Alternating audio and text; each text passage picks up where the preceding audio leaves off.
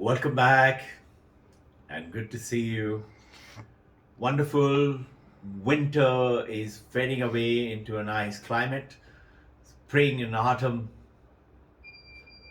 is blossoming, and soon there would be a good warm climate ending up to summer holiday. I have today a very interesting conceptual idea which came about in my mind. I'm going to share with you with the mother's blessings. We can't do anything without the Divine Mother's blessing. Have you ever realized the Divine Mother, the Shiva, the Krishna, the hand is always like this. This is Vardhan, Tathastu. मांग ले क्या चाहिए क्या चाहिए. What happens, we tend to land up into the temple or the statue and the mother and in our meditation, and we keep thinking about our negativity. Mother is saying tathastu. You are saying, I hope I don't get a tired bus when I'm going to Mumbai. Mother is saying tathastu. Whereas same thought comes to your mind, I hope I don't get a tired bus while going to Mumbai. Your mind should immediately, intellect, buddhi, consciousness should guide the words to say, how can I? I'm protected by Babaji, by Krishna. Yoga Kshema Vaham Vaham, protected by Divine Mother. Our Guru Devas, their body is not there, but their consciousness is with you and me. Paramahansa Yogananda, Yukteswar Giri, Lahiri Mahasaya, they're here.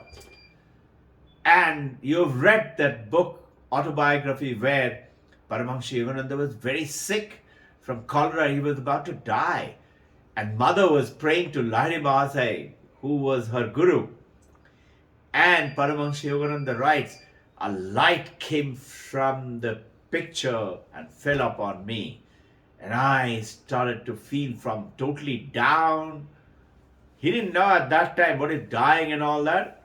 Felt a lot of energy. He was very young. Remember? Just like that. Our Guru's consciousness is always there and everywhere. So is great Karma Yogi, the Vedantist, the supreme wisdom of Vedanta is in him, Swami Vivekananda, and Holy Mother Sharada Paramahansa Ramakrishna. You know, the greatest thing as we are talking about what Paramahansa Ramakrishna did, Shankaracharya had done.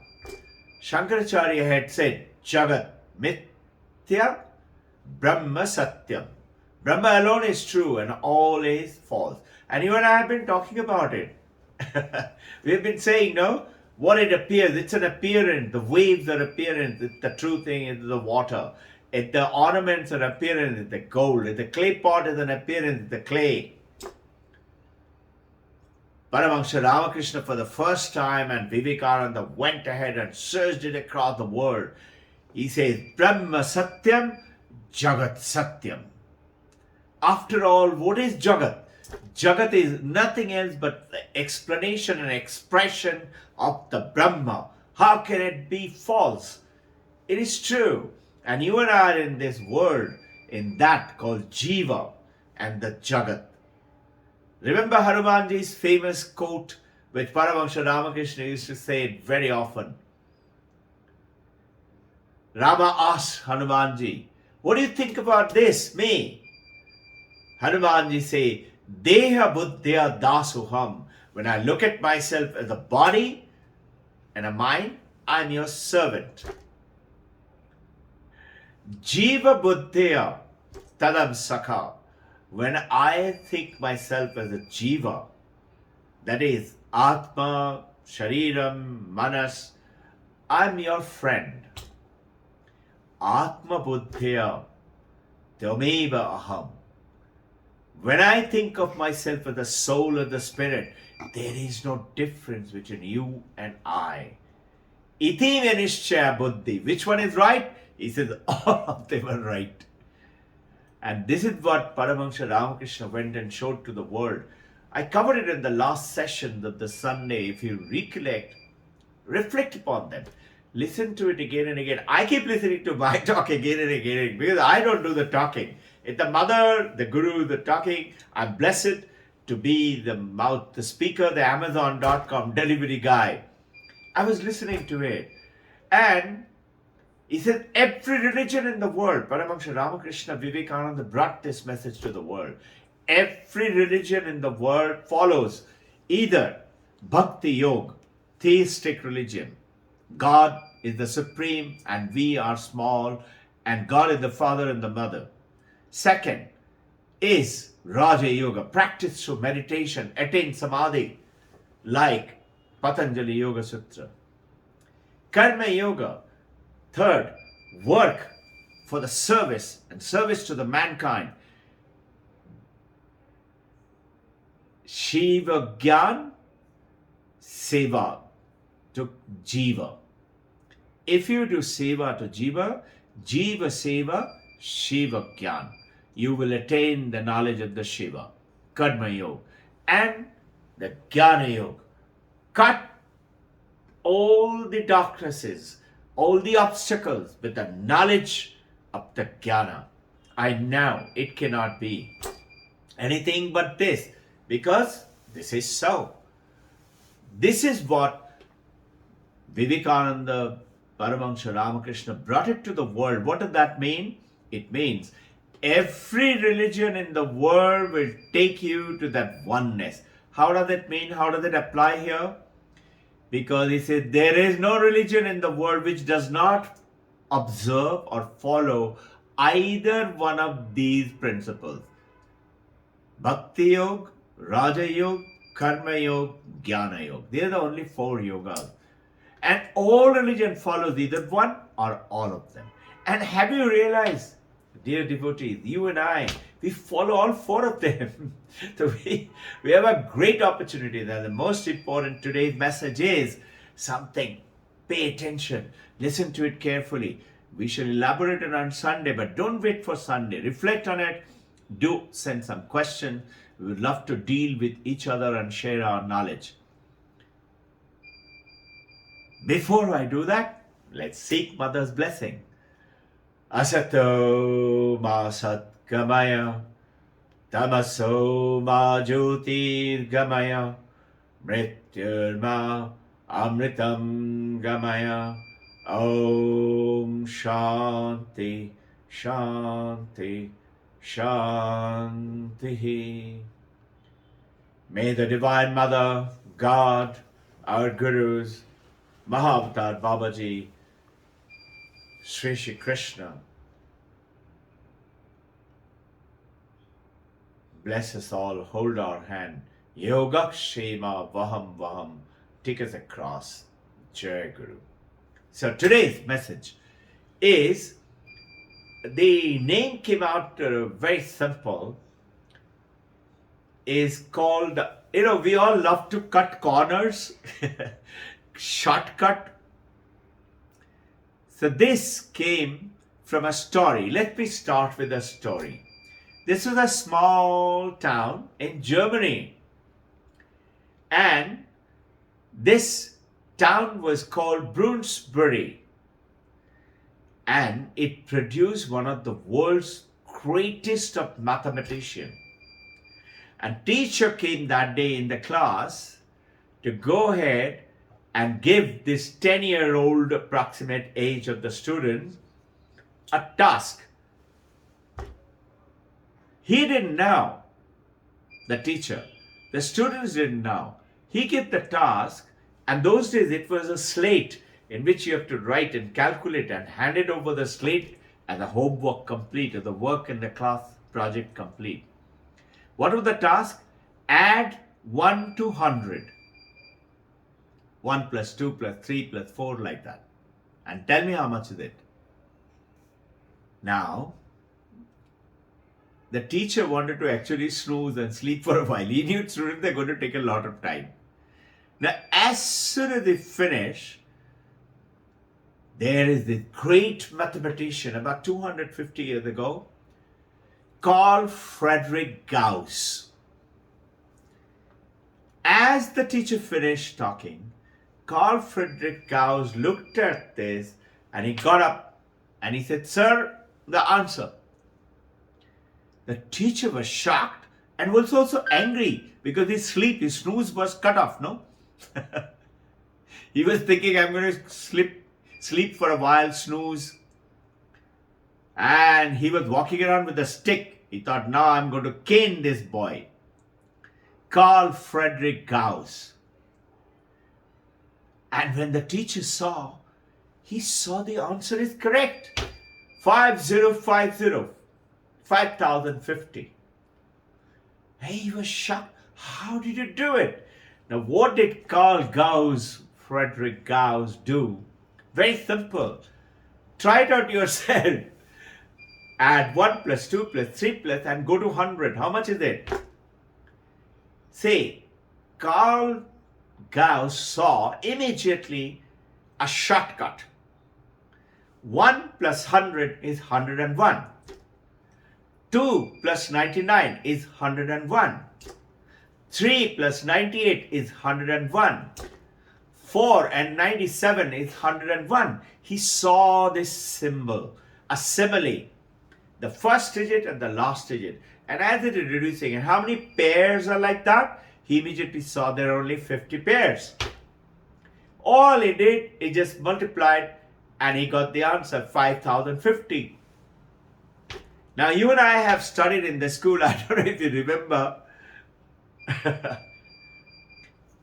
N1 multiplied by N2 plus 1 divided by 2. The N1 is 1, N2 is 100 plus 1, 101, and divided by 2, it comes to the same, comes to 5050. So what did he do? And this is why Mr. Gauss is very famous. And this book was actually written by another great mathematician, and he is calling this book a Thinking Better. He's, by the way, currently the head of the maths department of Oxford University. And he is not only of the maths, Oxford University has got this very special head of the post which says that it is to bring the awareness of the science in the mind of the people. The whole department is called Bringing Awareness of Science in the Minds of the People. And the gentleman who is the great mathematician, let me read out, he's Marcus de Satoy. And you know something? The beauty part is Marcus de Satoy is the head of the maths and head of that department of bringing about awareness of science in the minds of the citizen, of the people. And he loves Vedanta. Can you imagine?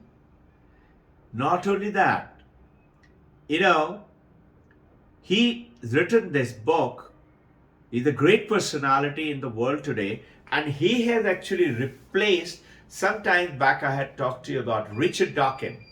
Richard Dawkins is one of the atheists, the largest atheist, and he is kind of known as a militant atheist, like a terrorist atheist. He shoots down everything wherever the name of God is there. And he was the head of that department of replacing knowledge of science in the mind of the people. And he is replaced. But what the Marcus de Satoy is doing, he is saying, let me pick up knowledge from every walk of life, from every region. And he is sharing those knowledges with everyone, as well as doing the research with his mathematics. So he has written this book, which the book is called The Art of Shortcut.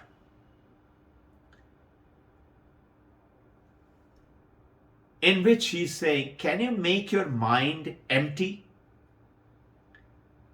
Vedanta talks about this example thousands of years ago. Trying to make the mind empty is like trying to empty the ocean with a blade of grass. It's like that, yours and my mind. And he says, so see, if you look at our problem, we spend hours and hours and reading and studying and practicing. And as per Patanjali Yoga Sutra or as per any other spiritual practices, we have to do so much of control, sacrifice, celibacy, not eat this, not eat that. And life is miserable. So he is saying, why can't we have a shortcut? Like you had the shortcut just now, which was given by Robbin Ghosh. All he did is just, and there is a formula which you and I have studied, N1 plus N2 plus 1 divided by 2. Very simple formula. Why can't we have a shortcut? So I thought, can we have, and this great idea has come out with the Vedantis, one of the greatest speaker today, most learned sadhu, call it Sarva Priyananda. He's talking about that non-dualism, Advaita, is a shortcut to the spiritual gain. Hundreds of birth, thousands of birth, you take it to attain oneness. But through the non-dual Vedanta, you cut through it. And why not right now? Why not in this birth alone? That is the cutting through the essence, here and now, in this life alone, is what is today's topic. So pay attention. We will be talking about it. And Vidyarana Swami, you recollect, I had talked about Drigdrishya Viveka in the last session. No name is written, but they presume about 700 years ago from Vijayanagar in South India near Hyderabad. He is supposed to have written like Drigdrishya Viveka. He's also written the very famous Panchadashi. It means 15. 5, Dashi is 10. 15. And in which, right in the beginning itself, he's given this formula N1 multiplied by N2 plus 1 divided by 2. Just like that. He's given an object is in the consciousness. Object manifests that already existing. This is a very famous, another Bengali gentleman in Harvard, Bhattacharya. He said, an object is something which appears in my consciousness. If I'm not conscious, objects, even if it appears, I cannot see anything. So what is an object? Object is anything that appears in the field of my consciousness. Like anything I can see is because it appears in the field of the light. Are you with me? And this, whether it is form, a shape, a sound, a taste, or whether it is thoughts or feelings or memories, each one of them are different. But notice, consciousness is remaining one. Our intention of that formula of non-dualism as the art of shortcut to understand this consciousness. In brief, we'll go over this, that once you do this, you will start to realize that those experiences, whether it is food, whether it is form, whether it is shape, whether it is sound, whether it is sleep, whether it is taste, thoughts, feelings, memories, everything is changing all the time. Drishya is changing, but consciousness always remains one and is constant. So if you and I can understand the consciousness, we'll understand what is knowledge. What is knowledge? What is object? What is experience? Object, when you say this is an object. And when that this is comes in the field of my consciousness, I become aware it is an object. I experience it now. So what is experience? Object plus consciousness is an experience. What is knowledge? Consciousness is remaining constant, but objects are changing, mind is changing, senses are changing. Same book, you read it, you get a different knowledge, I get a different knowledge. Maybe the pattern is similar, but still your understanding is different because of your mind, your senses, your intellect, your ego, your buddhi are different. But consciousness in you and in me and in everywhere, it is the same consciousness. And this is what Mandakya Upanishad talked about, the world around us. Jagrat world, consciousness is awareness of the experiencing the world when we are awakened. When I am in deep sleep, it is the absence of all experiences. My consciousness is there, experience is not there, but I experience the blankness of experience, the darkness. Not experiencing is experiencing. And dream state. In the dream state, body is lying, mind is there, but mind has concocted and cooked up whatever the experiences was bottled up in the mind, and that is called the dream state. Now with all this, consciousness plus senses, plus mind, plus waking, plus dreaming, plus deep sleep is what this world is around us. Repeat once again, consciousness plus senses, plus mind, plus waking, dreaming, deep sleep is our world. And if it is not there, I am dead. Now, this time, consciousness has been through yawns. Roger Penrose, a very famous scientist and a neurophysician, he calls it that to the best of his knowledge has been there for billions of years. And 1 billion year is nothing compared to, in India we talked about eons. Eon is 1 billion year. But eons, more than one eon, is actually called kalpa. Those of you famous, fond of reading, you have heard this word, kalpa. We say Mahavatar Babaji is kalpa yogi. And what is kalpa? As per Robert Penrose, it is 4.3 billion years. Can you imagine? Babaji is with us all the time. Topic is getting very interesting. It is very deep. Time is also getting along. So, very simple. Drigdishya Viveka says, Vrittik Jnana, Sarupa Jnana. There are two types of knowledge. Vrittik Jnana, Sarupa Jnana. Sarupa is by the knowledge of the consciousness. I am the Supreme. It never changes. It will always be remaining constant. But Vrittik Jnana, what is Vritti?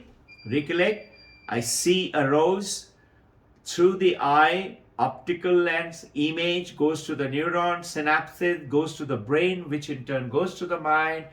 Mind gets illuminated like the sun's light to the moon, consciousness to the mind. And it creates a ripple. This ripple is called vritti. Vritti jnana are thousands and millions of them and continuously changing. Now, in this, knowledge plus mind plus vritti plus senses gives you vritti jnana. Knowledge plus mind plus vritti, an object, and the knowledge with the senses. Going into, now, think, what is this? In the dark night, you have seen, I don't know if you've seen ever a Halley's Comet, but you must have seen the picture. Do you know that Halley's Comet does not have any light on its own? But the Halley's Comet passes through that light of the sunlight, which when it comes through that sunlight, it reflects and we on earth see the Halley's Comet and take a picture. Same way, if you're driving down the mountains up, you notice when your headlight at the night is towards the sky, you can see a little bit of beam going on and then vanishing. And as you turn to the right and go toward the mountain, you see the mountain. As you turn toward the sky, if there was a bird or a bat flew across, you see that bat. Isn't it? Now, it is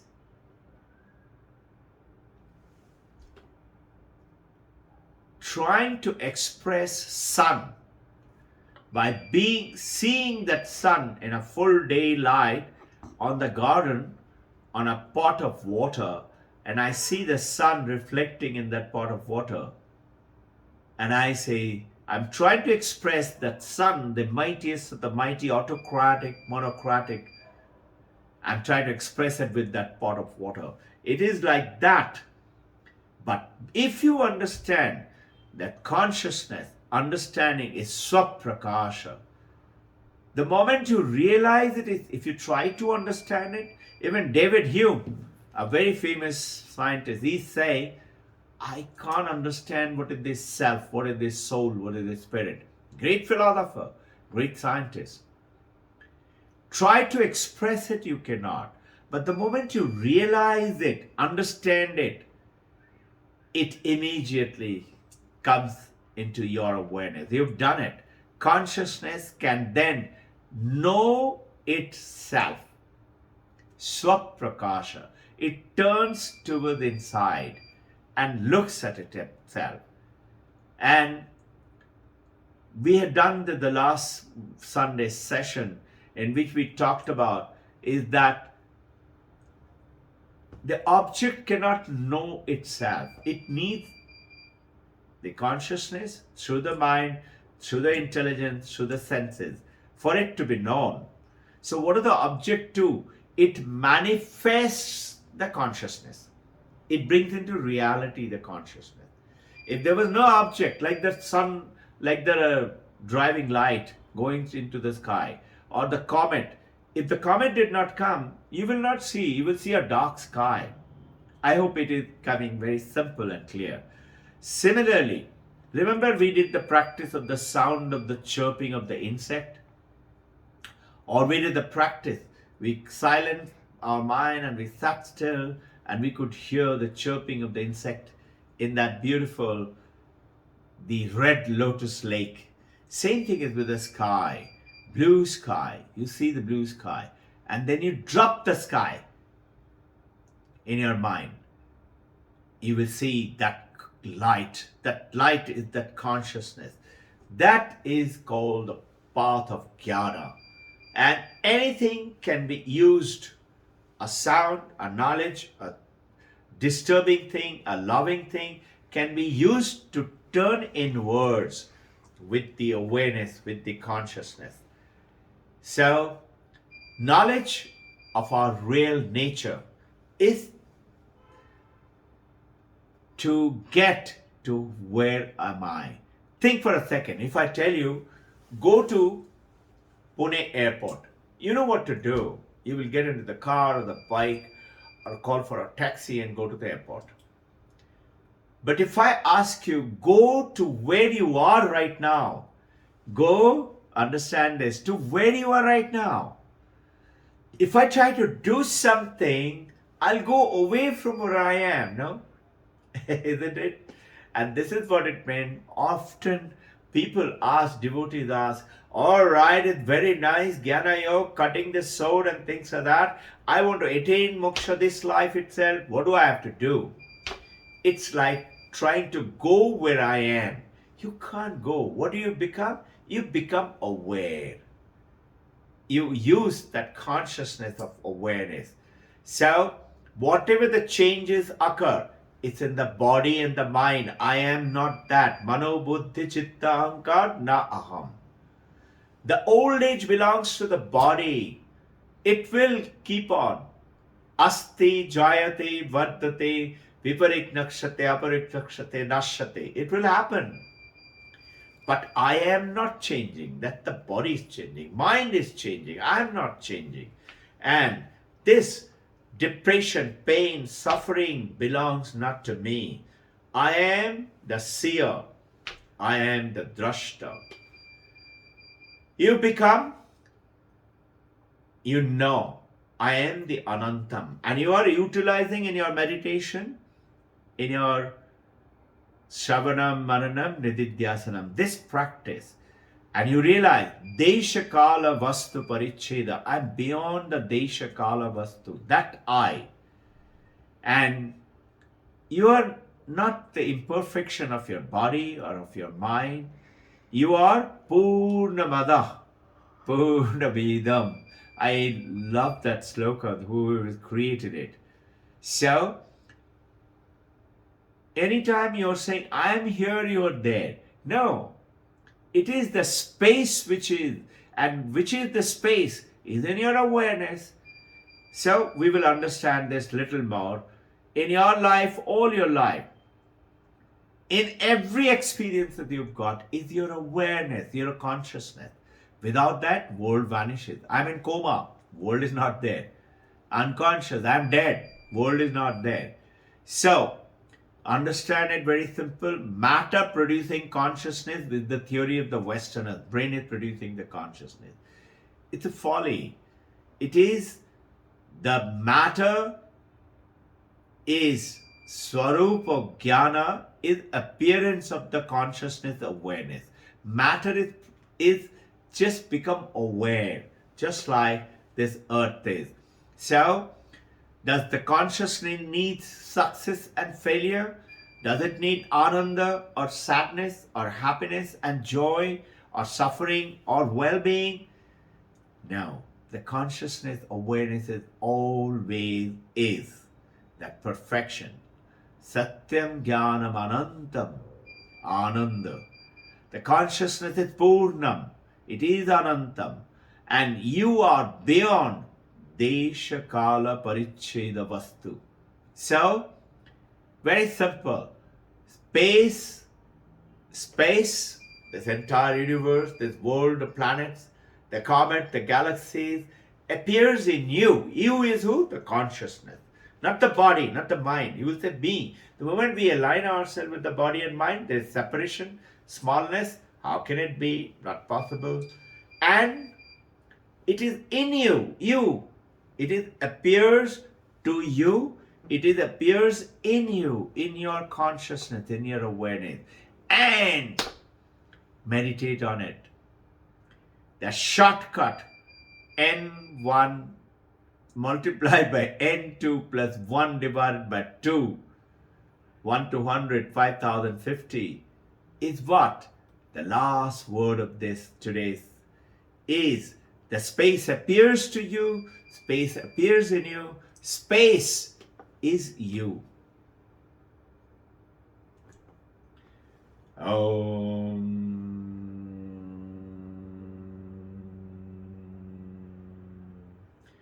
Purnamada Purnamidam Purnat Purnamudachyate Purnasya Purnamadaya Purnameva Vashishyate. Om Shanti Shanti Shanti. May there be no conflict. May there be absolute illumination of the knowledge and the wisdom. May there be protection from Brahman, the Divine Mother, the Shakti, all in one, the consciousness for everyone, in everyone. Jai Guru.